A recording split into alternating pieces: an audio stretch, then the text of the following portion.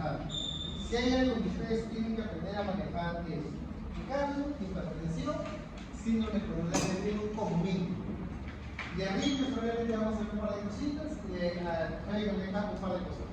Pero lo que sí o sí ustedes deben saber manejar es síndrome coronario agudo, y el que van a hacer, ¿qué van a hacer el síndrome coronario agudo?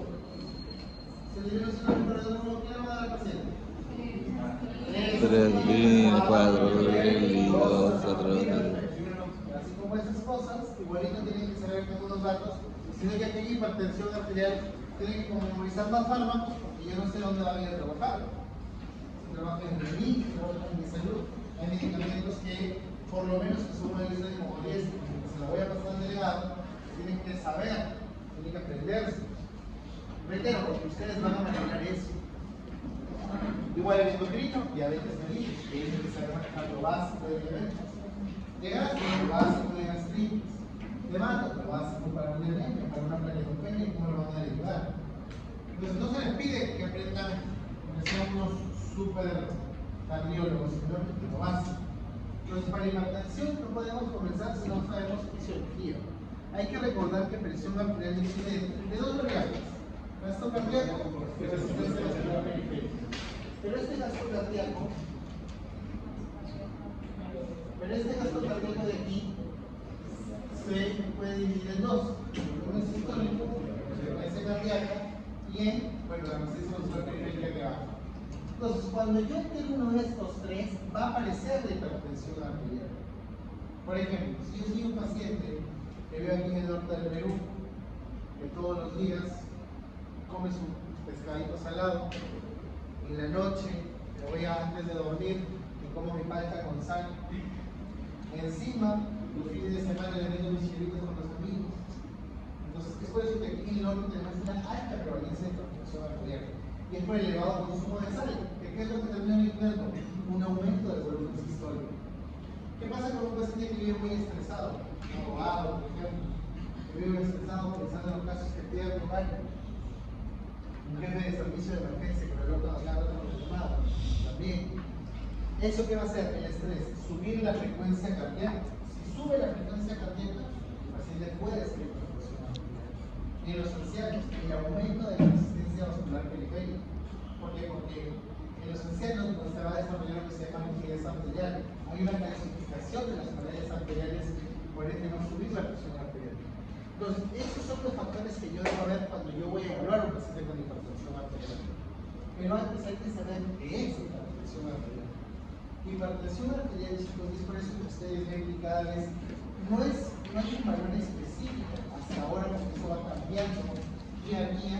Hipertensión arterial, y es porque en realidad la definición de hipertensión arterial es aquel nivel de presión arterial donde los beneficios de dar el tratamiento antihipertensivo superan a los riesgos. Es por eso que hasta ahora no hay un nivel definido. Incluso ahora, en este momento, hay dos vertientes: la vertiente americana y la vertiente europea. La americana te dice vale 50 y 80, la europea te dice no. Hazle un amplio mapa haciendo el 85, se lo hace consulta 140 de hoy. ¿Por qué? Porque algo voy a explicar que hay sustento para cada uno. Pero hay que recordar un detalle que sí es muy importante, sobre todo para cuando yo voy a establecer los objetivos de presión arterial, porque en eso sí se han puesto de acuerdo. Lo ideal para un paciente que es un paciente que tiene hipertensión, que es un paciente sano en todo caso, es que la presión arterial sistólica debe rondar entre 110 y 120. ¿Por qué? Porque ya hay estudios poblacionales que han demostrado que cuando yo tengo una presión por encima de 115 milímetros de mercurio, ya hay un aumento del riesgo cardiovascular. Y cuando yo hablo de riesgo cardiovascular, chicos, lo que estoy hablando es que hay mayor posibilidad de cuatro cosas: de que te mueras, de que tengas un infarto del miocardio, de que tengas un ACV o de que desarrolles una falla. Entonces, a eso se refiere cuando hay aumento del riesgo cardiovascular. Esto es algo que en los artículos van a encontrar el famoso MASE. Es un autor combinado. El reitero aparece ya cuando la presión pasa de 115. Pero hay que tener en cuenta además, cuando vamos a hablar del manejo de hipertensión, si bien es cierto, el óptimo es de 110 a 120, yo también tengo que tener en cuenta, esas son siglas en inglés ALARA, que lo que en español se traduce, yo tengo que bajar la presión tan bajo como el paciente lo tolera.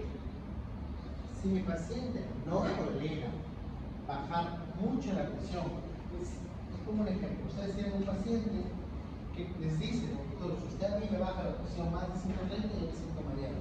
A ese paciente no le puede bajar más de 130, porque ya estás generando efectos secundarios, efectos secundarios. Pues ahora bien, cuando ustedes tengan a un paciente hipertenso en su consulta, ustedes tienen que conversar con ese paciente. Tienen que saber cuál es la probable causa que lo ha llevado a desarrollar este cuadro de hipertensión arterial. Entonces ustedes se ponen a preguntar, a ver, señor, ¿qué edad tengo? Pues con 70 años de edad. Perfecto, voy pensando que ese paciente puede tener una rigidez arterial y por eso está desarrollando hipertensión arterial. Vieron los pacientes, no, doctor, yo tengo 40 años y estoy haciendo presión arterial. Entonces no vas a pensar que es por una rigidez. Pero sí podría ser que sea un paciente con dislipidemia. Ayer me encontré en el consultorio un paciente que tenía colesterol en 350 y triglicéridos con 560. Obviamente, altamente probable que este paciente pueda tener algo genético de fondo. Hay pacientes que ya vienen con ese problema que no lo saben, puede ser, porque acá ya les he dicho desde la clase pasada, acá lo que interesa es la carga del LDL. ¿Cuánto tiempo el paciente lleva con ese LDL? Puede ser, reitero, que sea un paciente que desde los 8 años de edad come McDonald's sin saber que tiene una alteración genética y ha estado su colesterol y triglicéridos altos desde hace mucho tiempo. Y por eso la dislipidemia se ha convertido ese colesterol, se ha adherido a las capas arteriales y ha generado una rigidez arterial, podría ser mi caso. ¿Qué más? Lo que ya les había explicado, el incremento del consumo de sal. Consumir mucha sal te va a hacer que retengas líquido, por lo tanto te sube la presión arterial. Y recuerda que no solamente es la sal que le pone a la comida. Acá nosotros no lo vemos, pero consumimos mucha sal. Le ponemos, aparte de que le ponemos a la comida, queso, ensalada, aceitunas, mariscos, embutidos, el mismo pescado que uno pone a ensalada, ¿no? La salsa de esta de soya que uno le pone al chaufa. Hay muchas cosas que tienen sal. Yo tuve la experiencia reciente de haber tenido un viaje hacia Buenos Aires, que ya tienen una ley de salud cardiovascular que prohíbe a los restaurantes poner sal en la mesa. Tú tienes que pedir la sal. Normalmente la comida es desabrida. ¿Por qué? Porque ellos manejan una ley que hace que tienen que consumir menos sal en general. ¿Qué más? Hay que preguntar si el paciente fuma. ¿Por qué? Porque el tabaquismo genera daño endotelial. Por lo tanto, también puede hacer subir la presión arterial. Nada de eso, pues le pregunta, señor, ¿usted hace ejercicio?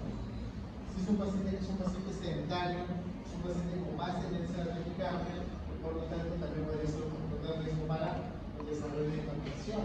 Le doy sabor y creatinina, resulta que tiene un paciente con enfermedad renal crónica, un paciente que por ejemplo tenga poliquistosis renal, que va a generar un daño renal y por lo tanto puede subir la presión arterial. Ya han descartado todo eso, bueno, entonces tal vez sea una hipertensión secundaria, puede ser un síndrome de Cushing, puede ser un fibroprocitoma, puede ser una arteritis de Chacayazo, pero ya estamos hablando de cosas más raras.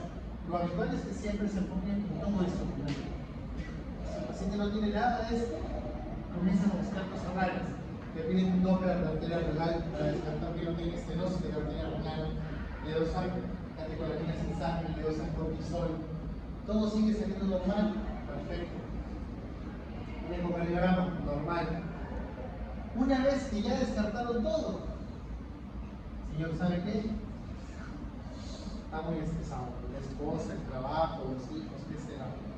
La amante, algo de está produciendo. Pero algo produce ese estrés y por lo tanto suma la presión. Pero el tiene que ser un diagnóstico de exclusión. Siempre el estrés tiene que ser un diagnóstico de exclusión. Ahora bien, ya les había mencionado yo que a partir del 115 yo tengo un incremento del riesgo cardiovascular. Entonces, de hecho, la guía europea de 2024 clasifica la hipertensión arterial. Pero ellos antes habían 7 grupos de presión arterial. Hasta este día, en el 2018, lanza la Sociedad Europea una guía donde había 7 grupos. Presión arterial óptima, que le llamaban el 120, presión arterial normal entre 120 y 129, presión arterial elevada por encima de 130, hipertensión grado 1 por encima de 140, hipertensión grado 2 por encima de 160, hipertensión grado 3 por encima de 180 y la presión arterial sistólica aislada, donde solamente se elevaba por encima de 140 la sistólica, pero con una diastólica menos de 90. Eran 7 grupos, mucha locura. Entonces, ¿qué pasaba? Que lo que se está intentando ahora, porque se ha evidenciado que hay dos problemas que están impidiendo el adecuado control, que son la adherencia al tratamiento, es decir, el paciente le indica cómo se lo toma, y la otra es la inercia médica. El médico, a pesar que el paciente está con presión alta, no le cambia la pastilla, sigue con ese medicamento, o sigue con esa terapia de inhibición. Entonces, una de las cosas que se presume es que es porque estaba muy complejizado el diagnóstico de hipertensión, así que nos hicieron problemas y lo cambiaron a 3 grupos: pacientes hipertensos, pacientes con presión elevada y pacientes con presión normal. ¿Y por qué es importante? Lo que te dice la guía es que tú clasificas a esto para hacer un tamizaje. Es decir, si tú tienes un paciente menos de 120-70, lo que te decía la guía en 2018 es que tú puedes hacer un control de presión cada 3 años. En esta nueva guía, para el 2024, te dicen, no, si quieres menos de 120-70, primero mira la edad. Mira si es varón, mira la edad y determina. Si es un paciente varón más de 45 años, mejor controlar la presión una vez al año. En cambio, si es una paciente de sexo femenino, está con esa presión, tal vez sí vas a tomar Cristel para estar en el control cada mes. ¿No? Ahora bien, y otros dijeron hipertensión arterial. Entonces, para hipertensión arterial sí hicieron un ligero cambio. Dijeron, a ver, yo tengo 3 maneras de hacer el diagnóstico de hipertensión arterial. La primera es en consulta médica. Ese paciente que tenga control y encuentro con la presión alta. Pero hay que recordar que la presión de consulta puede tener 2 factores o 2 tipos de enfermedad que va a hacer que la presión en consultorio me cambie. Y son el síndrome de bata blanca y la hipertensión enmascarada. ¿Qué es el síndrome de bata blanca? Paciente citado a 8 de la mañana, el doctor llega a las 11 a atenderlo recién, ha estado haciendo su cola desde las 7, llega a las 11, está sin desayuno, porque muchos pacientes aún tienen la idea de que se les va a hacer estudios en la consulta, ¿no? Así que van sin tomar desayuno, están sin desayuno, llevan esperando 4 horas, ¿no? Y obviamente ya es un paciente muy estresado. Llega el doctor, y encima llega el doctor y le da mano.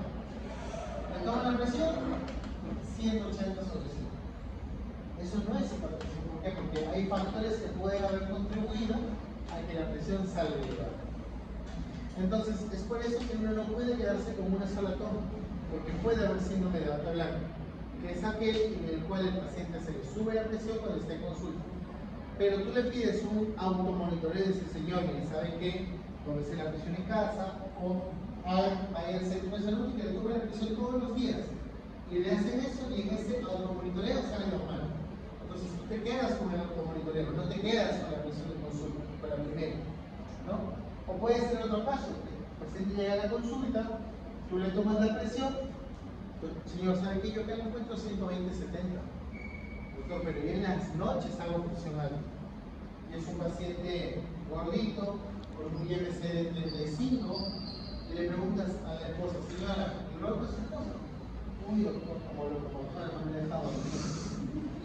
¿Qué pasa? Este paciente hace hipertensión nocturna, porque el síndrome de apnea obstructiva del sueño se asocia con hipertensión nocturna. Entonces, claro, ahí no lo vas a detectar, a menos que le hagas un mapa. Esa es la diferencia entre un mapa y un mapa. El AMPA es el automonitoreo de presión arterial. El paciente va todos los días o todos los días se toma la presión. Mientras que el mapa, si es un dispositivo, parece el mismo, tiene el mismo del tensiómetro, pero en vez de que tú hagas la perilla va conectado como que a un celular, para que el vertible cada 30 minutos se le tome la presión y lo va registrando. Cada 30 minutos en el día, cada hora en la noche. De tal manera que tú con el mapa sí puedes ver y valorar el ritmo circadiano. ¿Cuál es el ritmo circadiano de la presión arterial? Lo normal es que la presión baje un 10% de la noche. Entonces, si yo tengo 120-70 en el día, en la noche, yo esperaría tener 108,63, me queda bajar hasta el 10%. ¿No? Pero hay pacientes que no, pues, que más bien en la noche tienen un patrón Riser. ¿Qué es eso? Que más bien en vez de que le baje, se le sube. Lo que les estoy explicando, el apnea obstructiva del sueño es un factor de riesgo para la hipertensión nocturna. Entonces, la diferencia, si en algún momento se les pregunta del apnea y del mapa, es que con el mapa puedes evaluar la presión nocturna, algo que no te permite hacer el apnea. ¿No? Pero después, si yo quiero hacer el diagnóstico de hipertensión, ambos son válidos. Ambos son válidos. Y ambos manejan el mismo valor, 135 sobre 85, pero vamos a imaginar que ustedes no tienen un mapa en su consultorio, y para el AMPA, el paciente es un pacientito que vive en Incahuasi. Ustedes se van a hacer si en Incahuasi, y el señor les dice, doctor, pero yo vivo en un caserío a 1 hora caminando de acá. No creo que pueda venir todos los días. Perfecto, señor. Para la próxima semana venga, esté tranquilo esta semana, no se estrese mucho, no me consuma mucha sal, venga una semana y le controla la presión otra vez. Regresa la segunda vez a una consulta 7 días, le vuelven a encontrar presión alta. Ahora sí. Si tienes más de 2 tomas en consulta, mayores de 140-90, puedes establecer el diagnóstico de hipertensión arterial. Evidentemente, manejando lo que les estoy explicando, ¿no? No deberían permitir que vuelva a pasar lo primero que les conté, que es un paciente que esté expirando, que esté estresado, que esté desmayando, porque eso puede alterar la toma de presión arterial. Siempre que se pueda para el diagnóstico tiene que hacerse con un AMPA o con un mapa. Siempre que se pueda. Si no se puede, como el caso que les estoy explicando, pues de modo pueden hacerlo toma con dos tomas de presión de consumo. Más de 140-90 y más de 135-85. Doctor, pero yo antes de venir a clase estuve leyendo la guía de la Clinical Association del año pasado y decía que la presión ahora es 130-80. Sí, eso es cierto. Pero tiene su punto. Sin embargo, el gran problema que encuentro con este control de presión de 130-80 son las complicaciones que de aquí les voy a explicar. Por eso prefiero usar pues, las recomendaciones de la guía europea. Porque al final eso no son recomendaciones y, reitero, el objetivo es manejar presiones entre 110 y 120. Ahora bien, ¿y qué pasa, doctor, con esos pacientes que están entre 120-70 y 134,84 o 139,89 ya? La guía de esos pacientes los engloba en un grupo que les llama presión arterial elevada. ¿Por qué los engloba? Porque a estos pacientes yo tengo que determinar su riesgo cardiovascular. Es decir, la sola presión no me basta para darle esta tratamiento. Yo tengo que ver si ese riesgo cardiovascular, que en teoría podría estar incrementado, les ha generado un daño de órgano blanco. Por ejemplo, tienen un paciente con una presión de 130,70. ¿Ok? Sería una presión elevada. Y tienen dos escenarios. El primer escenario es un paciente varón de 35 años con presión de 130-70 y un LDL de 100, se me ocurre, no fuma, deportista. Excelente. Ese es un paciente que yo puedo observar estilos de vida saludable, porque su riesgo es bajo, no tiene factores de riesgo, relativamente joven. Diferente es que yo tenga a un mismo varón de 35 años, pero que ya es diabético, y encima un diabético insulino requiriente, y que ya tenga proteinuria en orina. Le doy su proteinuria en orina de 24 horas y ya me sale 600 miligramos. Ya es un paciente que tiene daño renal, es diabético insulino requiriente, así que a ese paciente yo sí le voy a dar tratamiento para tratar de controlar la presión lo mejor que se pueda. Para eso es este grupo. En este grupo lo que voy a hacer es ampliar los estudios para ver qué paciente va a estilos de vida saludable o aquel paciente que además de los estilos de vida saludable, porque esa es, vamos a llamarlo, la base del tratamiento, le doy medicamentos, fármacos.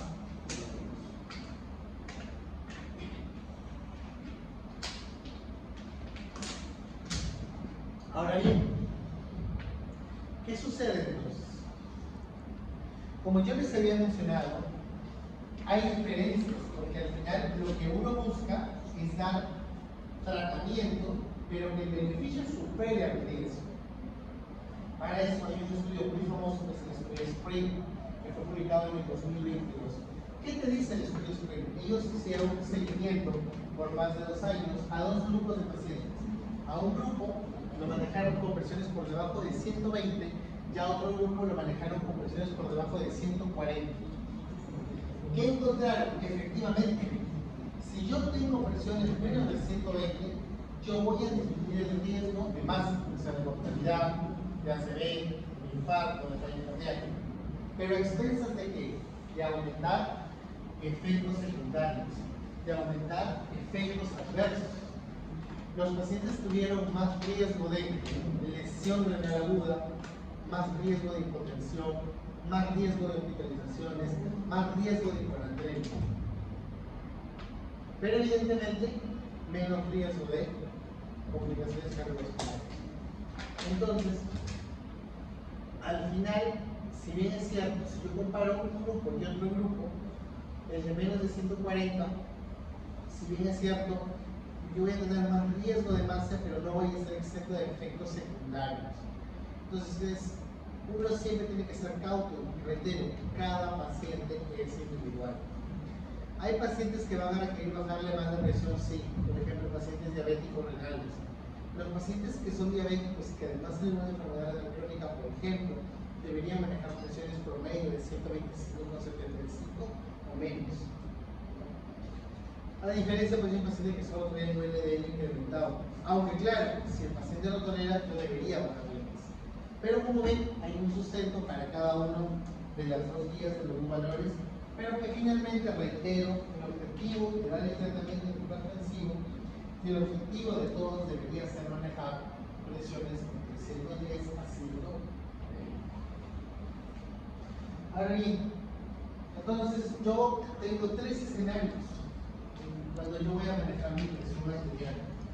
Voy a tener pacientes que me manejen presiones, por ejemplo, de 138/92, pacientes que tengan 165/96 o pacientes que ya me pasen 180. Entonces, chicos, antes había una mala costumbre,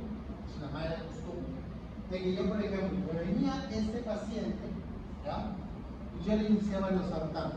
Sí, vamos a iniciar con los sartán, mitad de pastilla en la mañana, mitad de pastilla en la noche. Y vengas en un mes. Venía en un mes y yo lo seguía encontrando con presión alta. Señor, ahora vamos a pasar los sartán de 50 mañana y noche. Venía el mes, seguía con la presión alta, le agregamos lo de químico. Venía el mes, seguía con la presión alta, ahora ya le daba los sartán a los documentos de clorotecina. Y ahí recién controlaba presión. ¿Cuánto tiempo pasó para el control de presión? 4 meses. Mucho tiempo. Entonces, por eso se decidió que lo ideal debería ser siempre comenzar con terapia combinada. Por 2 razones. La primera es porque tú al bloquear, por ejemplo, bloqueas el sistema retina-angiotensina aldosterona con INGAB-2, que además disminuye la resistencia vascular periférica por un calcio antagonista. Al combinar ambos efectos, tú logras un mejor control de presión arterial porque estás bloqueando 2 vías, pero además de ello, puedes usar menos dosis de cada medicamento. Y al usar menos dosis de cada medicamento tienes menos efectos secundarios. Entonces, por eso se dijo ya, perfecto. Pero claro, eso funciona en un país del primer mundo, donde yo para dar la terapia combinada, yo la tengo en una sola píldora. Entonces, en otros países sí, hay terapias duales, terapias triples combinadas. Es más, si ustedes revisan la Guía Europea de Cardiología de 2024, se van a encontrar que ellos recomiendan iniciar con terapia triple a dosis bajas. pero entero es porque ellos no usan ninguna sola píldora. Pero si toca al paciente, lo ves en el seguro social y le dice, mire señor, me va a tomar va a partir los saltar en la mitad de la mañana, en la mitad de la noche, va a partir la mitad de amlodipino y la mitad de hidrocloroquina. Primero que el paciente ya ve que la doctora ya puso su cara ahí. Complicado, ¿verdad? Complejo. Para yo poder dar la triple terapia. Entonces, claro, es complicado. Y el paciente no se puede adaptar a eso. Es muy complicado hacerlo. Es muy difícil. Porque estamos en otra realidad. Entonces, es por eso que ustedes tienen que, más o menos, por eso les he puesto estos 3 escenarios. Porque primero, si yo tengo un paciente que no me pasa de 140 a 90, está ahí 145, 148, yo podría iniciar monoterapia, agregando siempre estilos de vida saludable. Siempre, eso es de cómo. Y va a depender del caso. Por ejemplo, que sea un paciente varón de 40 años, que su único factor de riesgo es el estrés. Trabaja mucho, se estresa demasiado, entonces su beta bloqueante puede ir. ¿Qué beta bloqueante de elección y importancia va a poner al 2? Carvedilol, porque tiene un efecto alfa bloqueante, y nebivolol, porque tiene un efecto beta 3. Por ejemplo, el bisoprolol no sería de elección por 2 razones. La primera, porque solo es un beta 1, y la segunda, porque a este paciente va a un joven y va a tener un segundo problema que lo va a estresar más, que va a generar disfunción eréctil. Entonces, 2 problemas. En vez de arreglarle uno, incrementas, ¿no? Entonces, lo ideal es siempre para contrapresión carvedilol o nebivolol. Ahora, el problema, claro, es que en el seguro solo manejamos carvedilol.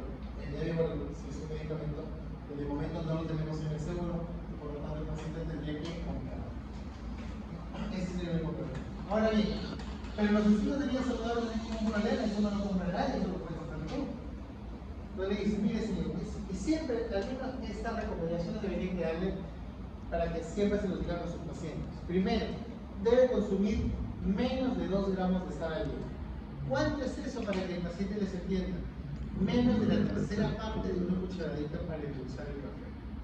Eso es lo máximo de sal que debería comer al día el paciente, que ya es hipertenso. O sea, casi nada, ¿verdad? Además de decirle, mire señor, de ahora en adelante, lo mínimo de embutidos, si va a comer queso, preferencia el queso dietético, poca aceituna, lo mismo, mire siempre las etiquetas que digan alto en sodio hay que bajarle, por eso es que reitero los embutidos. Reitero mucho embutidos porque se come mucho en el horno.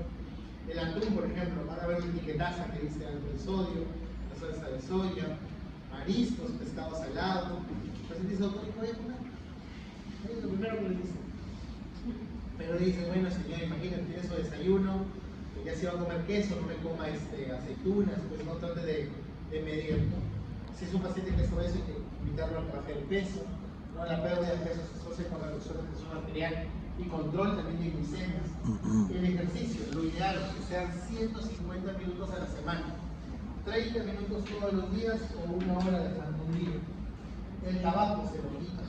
Si es tabaco, cada vez que tomo la enfermedad de esa persona voy a decir, no fumo, cigarro malo, alcohol, menos de 10 unidades a la semana, no al día, menos de 10 unidades a la semana, es decir, menos de 10 vasos, menos de 10 copas a la semana. Doctor, y si me espero el sábado y me tomo los 10 copas, ¿no? La idea es que baje el consumo de alcohol. Lo mismo el consumo de café, se recomienda menos de 2 tazas en varones, menos de 1 taza en mujeres, pero reitero, es hipertenso. El café tiene efectos antioxidantes que no necesariamente se deberían quitar en un paciente que no es hipertenso. Igual tampoco se debería exagerar. ¿Por qué? Porque el café se ha demostrado incluso tener efectos sobre aquellos pacientes que hacen ejercicios, pero no deberían exagerar. Más de 3 tazas en varones al día no debería pasar, y más de 2 tazas en el caso de las mujeres. Y por último, en estos tiempos que hay mucho estrés, la guía ya le incorpora dentro del manejo de presión arterial el mindfulness, poner la mente en blanco, hacer ejercicios de yoga, hacer ejercicios de respiración, ya está incluido dentro del tratamiento de los estilos de vida saludable de cualquier paciente que sea hipertenso. Igual lo importante es lo dice, si no duerman bien, de 6 a 8 horas.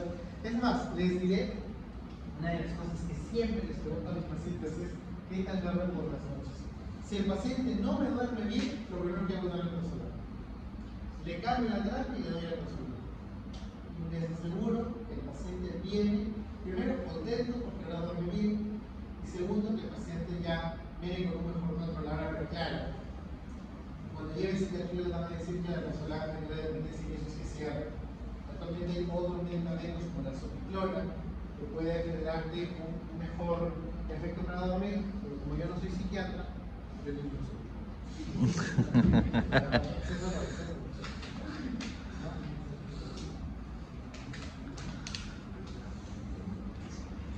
Ahora bien, hay que recordar entonces que estamos en este paciente que con monoterapia me va bien, me responde bien. ¿Por qué va a responder bien? Porque normalmente un medicamento puede bajar 15 puntos la presión. Ojo, he dicho un medicamento, no una pastilla, porque ese es donde viene el problema. Si yo indico captopril de 25, por ejemplo, que es lo que más tiene en las costas, el captopril tiene un tiempo de vida media de 6 a 8 horas. Es decir, para yo lograr el efecto de captopril tendría que darle 3 o 4 pastillas al día al paciente. Entonces, por eso que muchos pacientes están perdiendo la confianza en captopril, pero eso es por culpa del médico, porque es súper mal. Dice, señor, tengo un captopril una vez allí y con eso se va a curar. No está haciendo nada ese paciente. Le controlará la presión de las 8 a las 2 de la tarde y después el paciente va a hacer presiones altas. Ustedes tienen que recordar que hay algo que se llama alosterismo. Es decir, el cuerpo sabe que está enfermo, sabe que va a enfermar más y se adapta a eso. O ustedes piensan que el cuerpo se va a dejar morir, claro, usted se quiere morir, pero el cuerpo no. Los enfermos tienen que cuidar de alguna forma y se adapta. Se maladapta, pero se adapta al fin y al cabo. Es por eso que esos pacientes que vienen con presión de 180, de 190, y les dicen, doctor, pero a mí no me duele nada. Claro, evidentemente, no te va a doler nada, porque ya cuánto tiempo llevarás la presión así. Y son los pacientes que más difícil controlan, ¿no? Porque ya están adaptados a esa presión. Hay pacientes que, por ejemplo, recién ayer hay un paciente que quería dejarle iloxaltán de 300, nifedipino de 60, que es el tope, con carvedilol a mitad cada 12. Ya me viene con después de una semana de tratamiento con mejor presión, pero aún le tocamos el pulso y sigue con un pulso muy saltón, porque reitero que hay una adaptación, ¿no? Ya sus arterias están adaptadas a esa presión alta, porque si no, imagínense si las arterias no se adaptaran a esa presión, se rompen en cualquier momento. Por eso creo que se tienen que adaptar a esas presiones altas. Entonces, por eso es que ustedes tienen que tener cuidado cuando prescriban. Ya les dije a los audio, pobre que yo veo sus recetas en unos años, captopril una vez al día. Ya, les pregunto qué les enseñan en sus hijos. Por favor, no me indiquen captopril una vez al día. Y si lo quieren indicar como tienen otra cosa, indíquenlo bien, pues cada 8 horas. Si me va a indicar el april cada 12, ¿no? Para que de esa manera el efecto de la pastilla sea el adecuado. Ahora bien, ese es el primer caso, el paciente que con monoterapia, bajo estilo de vida saludable, doctor, ¿cuándo puedo bajar con un estilo de vida saludable si cumplo casi todo? Como si tomaras una pastilla. Es por eso que pacientes que manejan estas presiones así dicen, doctor, pero yo me curé, no puedo ir comiendo saludable, claro, pero el problema es si eso lo puedes sostener en el tiempo. Porque el problema de un estilo de vida saludable es que eso se sostiene en el tiempo. Porque si tú lo haces, es más, hay estudios muy interesantes que fue publicado en el Congreso de Cardiología del mes de marzo, que lo que hicieron fue comparar dos grupos de pacientes. A unos, o sea, esa era la idea, porque cuando uno participa en un estudio tiene que firmar con certificados de que va a seguir las indicaciones de lo que yo le dice. Entonces, a un grupo solo se le dijo, mira, yo te voy a dar un vale de la tarjeta para que compres tu comida, pero yo te explico lo que debes comprar. Ya ves tú si haces caso o no, pero yo ya te expliqué lo que debes hacer. Ya a otro grupo no, a otro grupo se le dijo, yo este vale, yo te lo voy a mandar. Es decir, yo te mando la comida a tu casa por ese mismo monto, pero yo te mando, y lo que mandan no era la dieta DASH, los alimentos que corresponden a la dieta DASH. Les dieron durante los 6 meses, un año, a ambos grupos, y les hicieron el control. ¿Quiénes creen que controlaron mejor la presión? Aquellos a los que les obligaron a comer la dieta DASH. Porque los otros, a pesar que se les dijo lo que tenían que hacer, no compraban lo que tenían que comprar, ¿no? Es por eso que les mencionaba que en Buenos Aires hay una ley que les obliga a comer. A veces, lamentablemente, es así, tenemos que obligar, si no queda de otra. Pero ¿cuál es la ventaja? Ya sobre el punto. Que se demostró que esa reducción de presión arterial que se había logrado se sostenía hasta por 6 meses más. O sea, el hecho de que tu paciente cumpla a cabalidad sus estilos de vida saludables no va a permitir que mejore solo un mes, sino que ese efecto sea sostenido 3 meses, 6 meses, hasta que vuelve a subir de peso, vuelve con su control sana y vuelve al estado basal que provocó. Y eso es un problema. Ya recién he tenido un paciente que me vino a ver como después de 6 meses, era un joven que trabajaba, tenía un trabajo bastante pesado, de estos que son gerentes y no sé qué, y se iba a casar, o sea, doble estrés encima. Y encima trabajo, doble estrés en el muchacho. Obviamente era un paciente que por ese problema se tomaba 1 litro de café en las mañanas, ¿no? Fumaba y estaba subiendo de peso. Subiendo de peso. Entonces, y bueno, así como les estoy explicando a ustedes, les dije, miren, si haces esto no vas a tomar pastillas.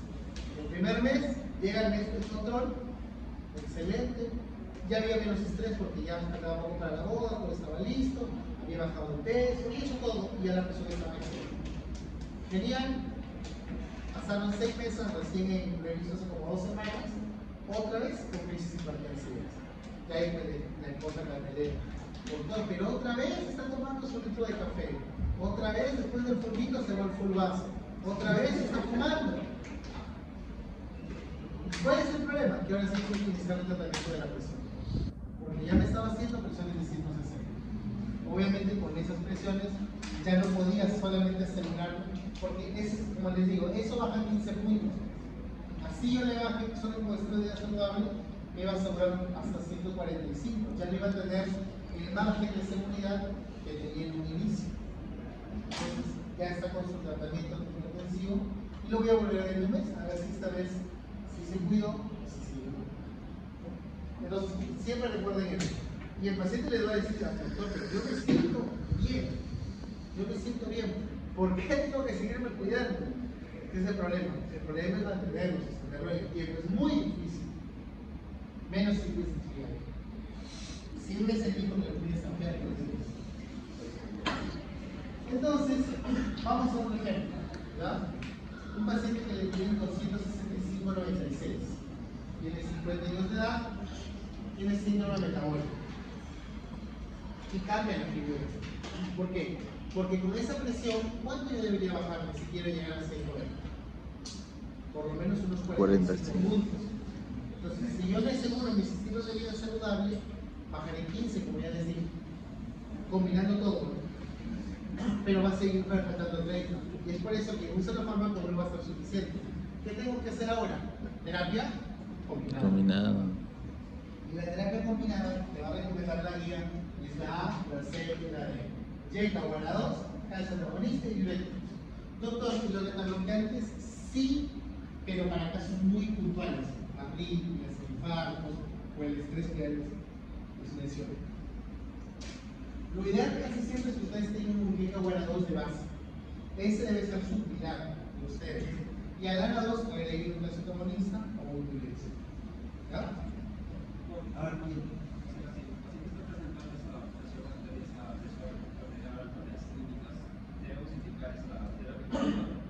Obligado. Por eso les digo, es más, ya eso digo. La guía les recomienda que para todo hipertenso yo debería iniciar una terapia combinada de entrada. Pero el problema es que aquí en Perú, ¿saben cuánto está un medicamento de terapia combinada que combine los 3 fármacos en una sola pastilla? 300 soles. Para el mes, no para el año, para el mes.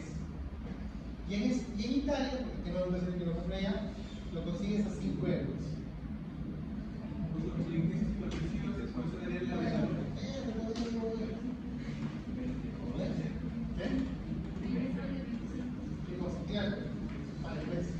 ¿Dónde creen que lo van a conseguir más fácil?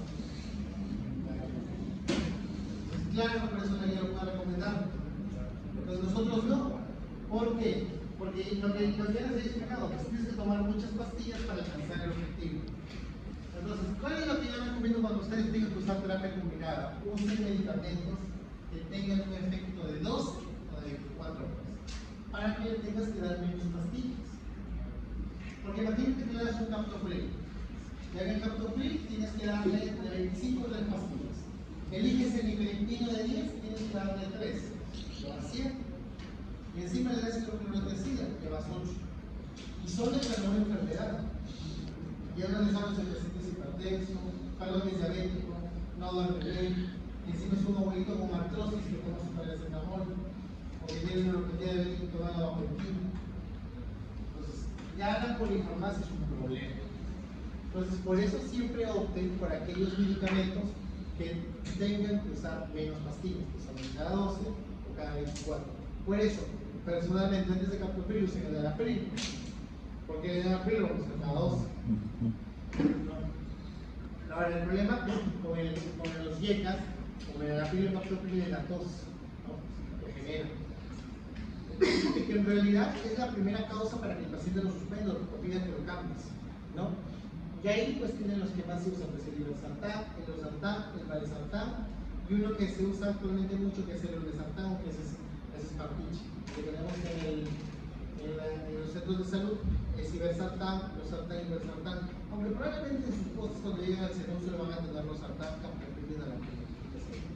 Valsartán sí hay algunas que tienen, pero ibersartán sí casi no, porque ibersartán me está dejando más para hospitales nivel 2 y nivel 3. ¿Ya? Pero los sartán, si es de 50, viene cada 12. Igual la posología te la voy a pasar a ti de lado. Bueno, tanto a los medicamentos, supongamos que el paciente se controla la fosfolípidos saludable y tiene esa misma presión 185. Tanto se le puede dar dos medicamentos como tal, pero ¿cuál es? Si tú ya te controlaste esa presión, le inicias el tratamiento. No esperas a los 3 meses. Tienes que ser claro, los 3. Estilo de vida saludable y los sanos. De entrada. No, pero eso, por ejemplo, usted le está diciendo que son dos formas en este caso. En este caso, ¿cuáles son preferibles? Si hay 3, ¿cuál de estas? El que tengas en tu punto, pues. ¿Cómo? El problema va a depender de lo que. Claro, el problema es por eso por eso yo les voy a pasar la lista con todos, porque yo no sé cuáles van a tener ustedes cuando lleguen a trabajar. O sea, el hecho de que si tú me preguntas, doctor, de estos 4 que están aquí, ¿cuál prefiere usted usar? Yo prefiero usar ibersartán y olmesartán. ¿Por qué? Porque son efectos de 24 horas. Entonces yo los puedo indicar una vez al día y le quito menos pastillas al paciente, en vez de darle los sartán o valsartán. Entonces, pero eso reitero es porque yo busco mucho la adherencia del paciente. Pero al final el efecto que lo vamos a conseguir es el mismo, porque los 4 son ARA2. Sino que reitero, va a depender mucho de lo que ustedes se encuentren. Puede ser que tú, por ejemplo, pienses que vas a encontrar olmesartán en tu posta y eso no lo vas a encontrar, eso solo es particular. ¿No? Que quieras usar ibersartán y no tienes. Que quieras usar olmesartán y no tengas, solo tienes enalapril en tu posta. ¿Qué vas a usar? Enalapril, ¿qué te queda? Si es lo que tienes. Pues no sabemos a dónde van a ir a sus alumnos, ¿no? O dónde van a dedicarse los preparatorios de médico general. Entonces, por eso al menos lo más común tienen que saberlo. Ayer así, por eso les estaba diciendo en el examen, va a venir una pregunta de tratamiento antihipertensivo. Yo por eso he entregado las posologías. Y ustedes tienen que escribir así. Si me van a emitir los sartán de 50 cada 12, más amlodipino de 5 cada 24. Ahí la respuesta está bien. Si solo me ponen los sartán más amlodipino no vale. En cual caso sí le vas a decir, señor, tome, cómprese los sartán y amlodipino y algo así como tome. No, ¿cierto? Ustedes tienen que saber cómo lo van a evitar. ¿Y por qué les obligo ahorita? Porque nunca más lo van a volver a ver. ¿O quién va a tener cierto tratamiento hipertensivo después? ¿El ginecólogo?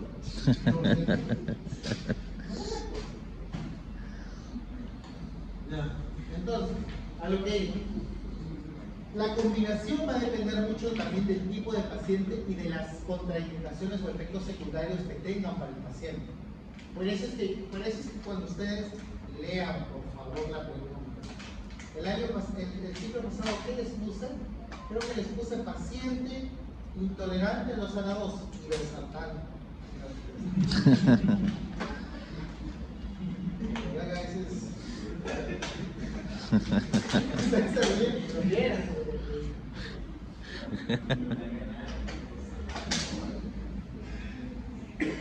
En fin, les decía. Ibersartán se puede dar 350 de 300 y personalmente es el medicamento que más utilizo cuando tengo que indicar un medicamento que se podría decir que es genérico, porque los mesartán suelen ser de marca en la mayoría de los mesartanes. Hasta el momento, no va a llegar un momento en que el mesartán va a tener un nombre genérico. Pero personalmente uso más irbesartán porque reitero me da esa tranquilidad de que el efecto es 24 horas y por lo tanto solo puedo usar una pastilla al día. Sea de 150 o sea de 300. Los sartán y valsartán también hay de una toma al día. O sea, los sartán de 100 de una toma y valsartán de 160 o de 320 una toma. ¿Cuál es el problema? Porque es una marca y el costo. En cambio, el valsartán genérico le da la tranquilidad de que puede tener un efecto de 24 horas. ¿No? Entonces, espero que eso es un tema por respondiendo a tu pregunta, ¿no? Por lo que tú me has mencionado. Pero ahora, doctor, ¿qué pasa si yo solo tengo enalapril en la posta y amlodipino? ¿Cómo lo vas a usar? ¿Sí? Si solo tienes enalapril y amlodipino, usas IECA, que es el enalapril de 10K12, o amlodipino. Ahí comenzamos a dar unos tipos, por ejemplo, con amlodipino, viene de 5 y viene de 10. Pero en las postas solo hay de 10. En el examen también solo hay de 10. El de 5 se compra este particular. Pero el de 10 sí se usa, pero no recomiendo usar el de 10 porque da más cerebro. Parte la pastilla de el señor tome 5. O sea, que solo tome 5, porque reitero, la ventaja de dar combinaciones es que puedes dar menos dosis. Entonces puedes usar el enalapril de 10 mañana y noche, o en la mitad de amlodipino. ¿No? Doctor, no tengo amlodipino, tengo nifedipino, ese hay que tener cuidado. El nifedipino de 10, bueno, el nifedipino ya es la presentación, de 10, de 30 y de 60. El de 10 se tiene que dar cada 8, porque no es de liberación prolongada. Los de liberación prolongada son los de 30 y los de 60. Y dar 3 de 10 no reemplaza uno de 30, que es muy común en el policlínico. Nosotros a veces de Heisen nos mandamos con un nifedipino de 30 y piensan que porque le dan 3 de 10 están equivaliendo al 30. No es así, porque ya les dije que de 30 y de 60 es de liberación prolongada. Finalmente, tenemos dos medicamentos más que se pueden usar, que son el verapamina de 80 y el Diltiazem de 60 miligramos. El problema es que son unos grupos negativos, también pericardiza, generan estreñimiento, cada vez se usan menos para el control de presión arterial. Claro, verapamina. Ahora bien, y dentro de los diuréticos, el primer diurético de elección es las tiazinas. ¿Ya? Hidroclorotiazida y clortalidol, ambos tienen de 12.5 y de 25. ¿Cuál es el problema? El diurético tiacídico no puede usarlo en gota, por ejemplo. Un paciente con gota no puede usar tiazidas. Y un paciente con síndrome metabólico tampoco debería utilizarlo, porque también hay que ver el perfil clínico en las hidroclorotiazidas. Entonces, si yo tuviera que elegir una terapia para este paciente, ¿cuál sería? A título personal, y los sartán de 300 con la mitad de amlodipino o con un nifedipino de 30. ¿Por qué? Porque de esa manera me aseguro que el paciente le tome poca pastilla y el efecto sea de 24 horas, ¿no? Pero reitero que eso depende mucho de lo que ustedes tengan cuando se enfrentan a un paciente, ¿no? De lo que tengan a la mano. Pero recuerden que está recomendado.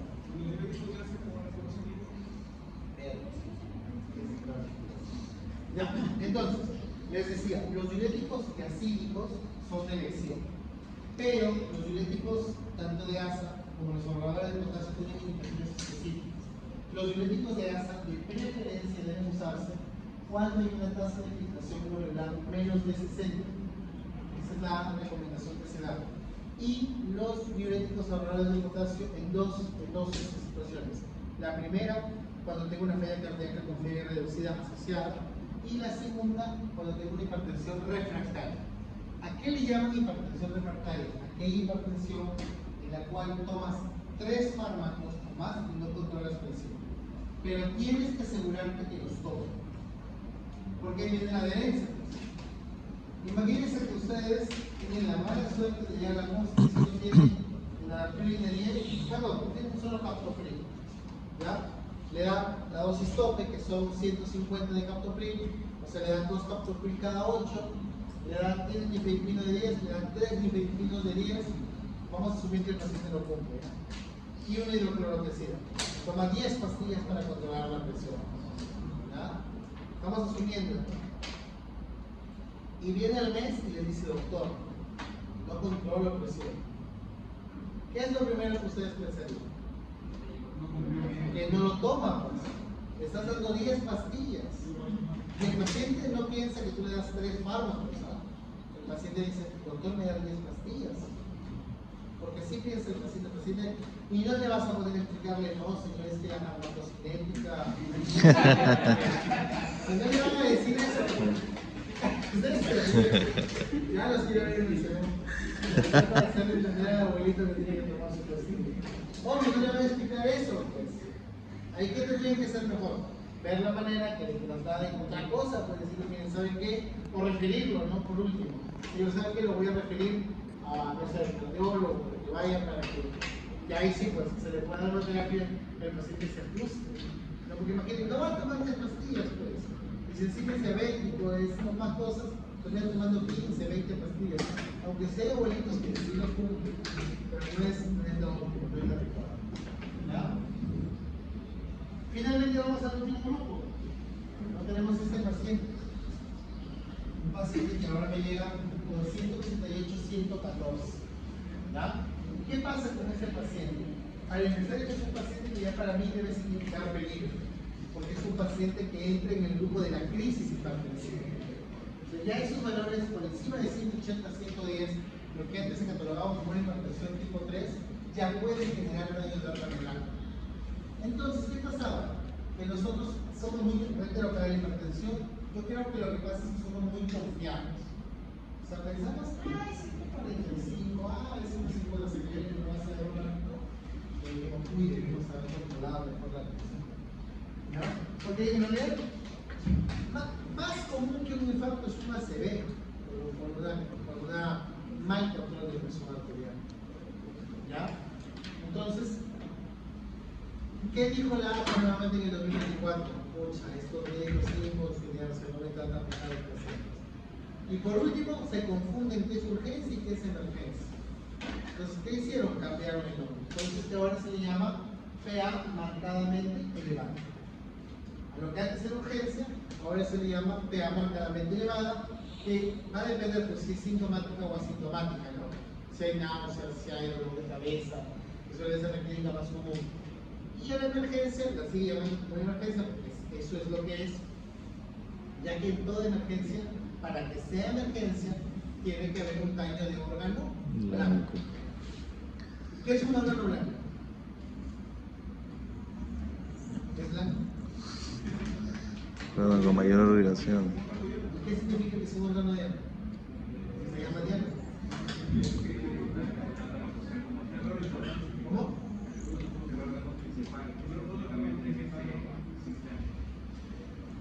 El órgano que recibe circulación. Al cual, al que si tú le cortas la circulación, ese órgano se va a dañar. Cerebro, corazón, riñón, pulmón. Entonces, eso es lo que es una emergencia. Entonces, aquí lo que ustedes lo ven, aquí es donde es muy importante la evaluación clínica. Y que la evaluación clínica es muy importante, más que los exámenes. Entonces, ustedes pueden tener dos pacientes. Por ejemplo, viene la primera paciente, la paciente mujer de 55 años de edad, que le refiere cefalea, náuseas, tiene una presión de 180-110, del examen físico no encuentra nada.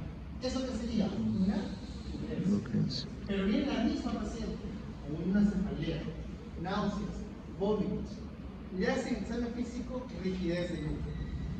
Ya no es una urgencia, ya es una emergencia. ¿Por qué? Porque la rigidez de nuca te indica qué cosa: irritación meningia. Por lo tanto, tienen que descartar una hemorragia subaracnoidea. Y siempre, por eso te digo que aquí, pero ¿cómo se va a dar cuenta de la rigidez de nuca si no la evalúan? Por eso es que ustedes, un paciente que tiene una cefalea muy intensa, porque eso es lo que te dice la semiología. Un solo siglo me dejaron de enseñar la semiología. Eso es lo que te dice la semiología. ¿Qué es lo que te dice la semiología?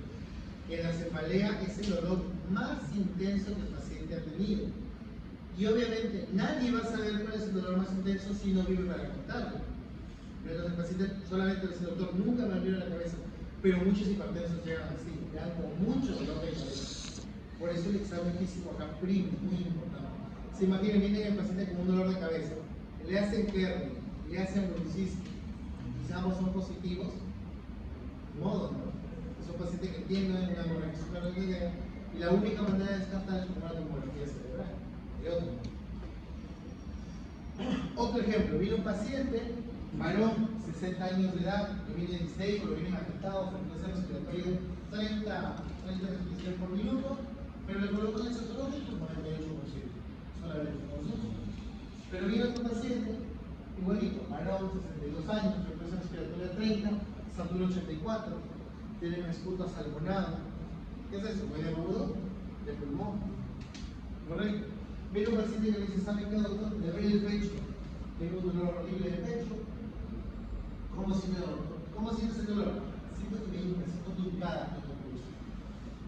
Viene otro paciente que dice, ¿sabe qué, doctor? Yo he estado tranquilo, me he tomado la presión, 190, y siento que me hubieran clavado un cuchillo en el pecho.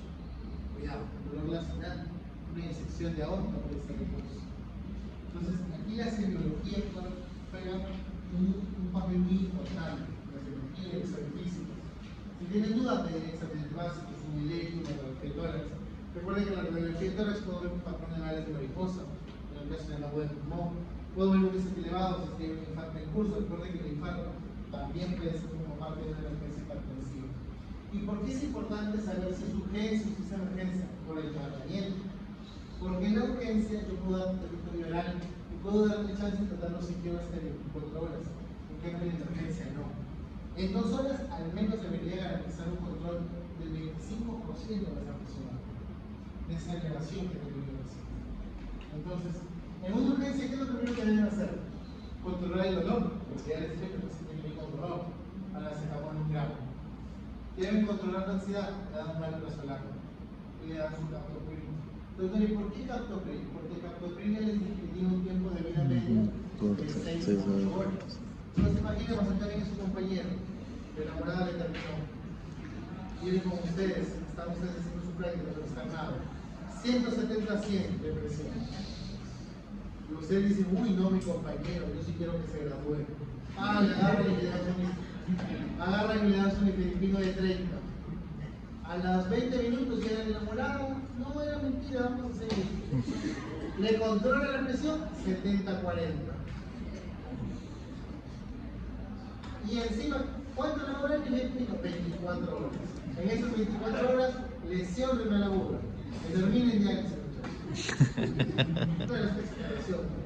Pero eso puede pasar. Entonces, ¿te cuidas cómo? Imagínate, le das el captopril, en cambio, a las 6 horas sabes que ese efecto va a desaparecer. Por eso usamos captopril al inicio de una emergencia, como una urgencia. Porque tú le das el captopril a las 6 horas, sabes que si le bajaste mucho, bueno, mira, al inicio, por ejemplo, yo le dije a mi profe, ¿qué pasaba? Antes mi abuelita tenía la mala, porque las abuelitas son tercas, ¿no? Entonces tenía la mala costumbre de irse a una, tenía una cliente que tenía una granja, y se iba ya a darle comida a los animalitos, en fin, las cosas que le gustan a los abuelitos, ¿no? Ya le habíamos dicho no baños. Igual se estresaba porque encima las señoras cocinaban con leña, porque a la persona le gusta ese sabor, ¿no? Y llegaba la noche, 180. Y una de esas ya para esto, yo había sido interna de Mazor, mi hermana también, y llegamos pues con mi abuelita. Y viene el problema, el síndrome del paciente recomendado. Ya lo vamos a escuchar. Nunca recomiendan a un paciente, es lo peor que pueden hacer. Lo recomiendan peor si lo de verdad. Reitero, llegamos, obviamente ya pues conocíamos a los doctores, no, ya le colocan furosemida. Le bajaron la presión hasta 7.4, tuvimos que ponerle polimerina y de lo que íbamos por media hora en la emergencia, terminamos quedándonos toda la noche. Entonces, por eso, acá lo ideal es, primero no perder la calma, ¿no? Inicias tu captopril, esperas 30-40 minutos porque para eso tú le tienes que controlar los otros, el dolor, la ansiedad, por eso le tienes que dar más.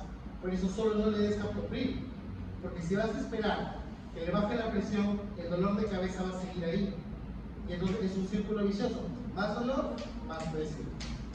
Entonces, controle el dolor, controle la ansiedad, 40 minutos el paciente va a regresar. Ahora, si ya le diste el captopril, que a los 40 minutos se vino, y así como dice acá, está en 180, 105, y ahora sigue con calma, le das su triple terapia hipertensiva, tendría que ir con 3, ¿no? Y le dices, mire señora, sí tómese 300 de vasoprano, un amlodipino de 5 y su hidrocloruro de 5. Y en una horita lo vuelvo a ver. En una horita ya, 140, 90. Ya si ahora sí vaya a su casa, tome esos 3 medicamentos desde mañana y de mañana, y en 48 horas que lo vea en su policlínico, lo vea en un cardiólogo. Y ya está, ¿no? Pero ojo, cuando controle una crisis hipertensiva, mándelo con medicamentos a la casa, no es que le controlo, no le manden con nada. Porque si no, te va a tomar el día siguiente, va a seguir con lo mismo. Tal vez al día siguiente no sea el problema, pero en 48 horas sí, cuando ya no tiene nada de medicamento en el cuerpo. Y en emergencia no, porque en emergencia sí se tiene que quedar hospitalizado. Ya probablemente eso no lo van a ver ustedes, pero lo que tenemos acá es nitroglicerina solamente. Yo sé que van a leer el AMIR, el CTO y ahí dice la betanol, pero la betanol no hay aquí en el Perú, al menos no hay aquí en Chile. Entonces no vamos a usar, solo tenemos nitroglicerina y también tenemos nitrocruciato. Pero el problema del nitrocruciato es que produce el robo de las coronarias.